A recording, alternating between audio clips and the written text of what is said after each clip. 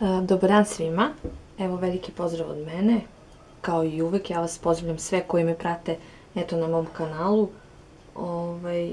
Evo danas ćemo spremiti pa neku čorbicu, ovako možemo da kažemo da je laganija, a i veoma je brza za pripremu, znači neće vam trebati mnogo vremena. Šta nam je potrebno sastojka za ovu našu čorbicu danas? Evo ja sam izrendala jednu tikvicu. Možete da je rendate, možete da je isečete na kockice. Znači koristit ćemo tikvicu, malo krompira, on je iseckan na kockice, naravno tu je šargarepa i crni luka. Koristit ćemo i malo pilećeg mesa. Ovo meso je već pečeno, nije da kažemo ono živo, pečeno, i ja ću to meso iskoristiti za ovu našu čorbicu. Kao što sam rekla, možete iskoristiti meso ako imate neko pripremljeno, nije se sve pojelo, možemo da ga iskoristimo. Evo mi ćemo sad u našu čorbicu. Koristit ćemo od začina, ovaj biljni začin, odnosno vegeta. Malo ćemo staviti bibera, peršuna, jednu kockicu za supu pileću i pavlake, i za kraj ćemo koristiti malo limuna. Za početak ja sam sipala ovde malo ulja i tu ćemo propržiti šargarepu i crni luk. Kada nam se luka i šargarepa, znači kad su se malo upržili, ja ću dobaciti i ovo malo mesa.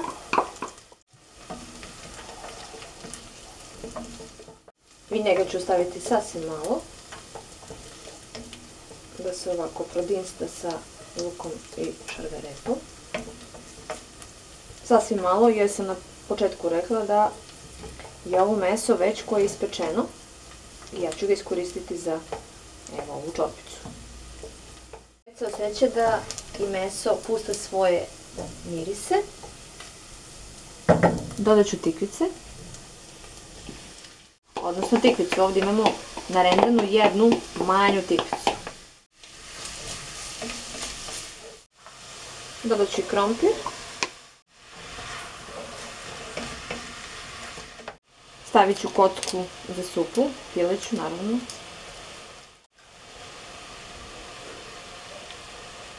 I sve ovo preliti vodom.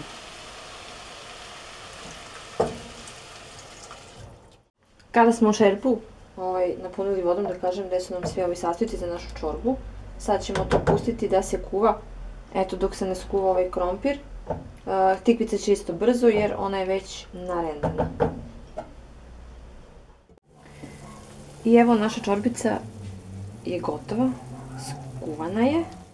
U ovaj tanjir ću malo odvojiti tečnost iz nje.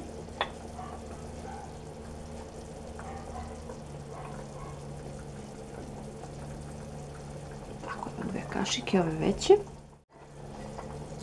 Dodat ću malo ovog začina, dodat ću malo bibera.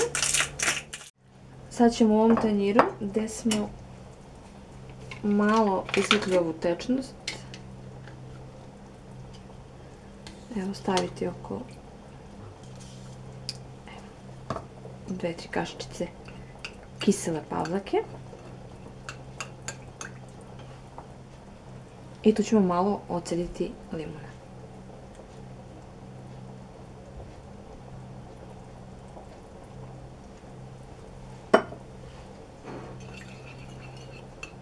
I sada ćemo to lepo sipati u našu čorbicu.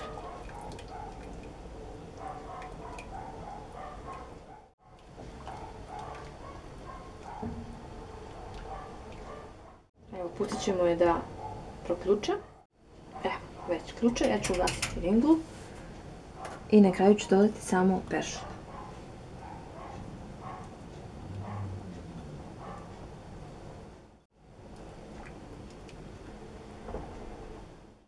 I dragi moji, naša čorbica je gotova. I sada ćemo je servirati u nekom od tanjira. Završili smo našu čorbicu i to veoma brzo. Verujte, a i veoma je ukusna. Veliki pozdrav od mene i vidimo se u narednom klipu.